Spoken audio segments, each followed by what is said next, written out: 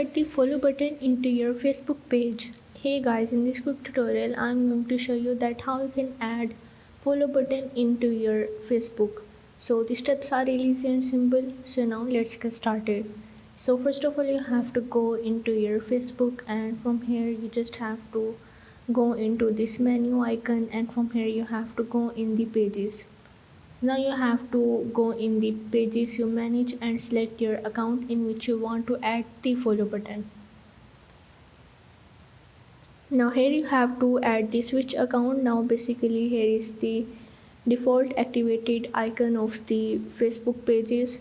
So now Facebook remove a feature that you cannot add the like page button. So there is only one button that you can add is follow button. So basically you don't have to change anything because all pages, it doesn't matter in what category you are going to have the follow button if you are activated your Facebook. So this is how you can add the Facebook follow button into your page. So if this video helped you out, make sure to like and subscribe the channel, and see you in the next video.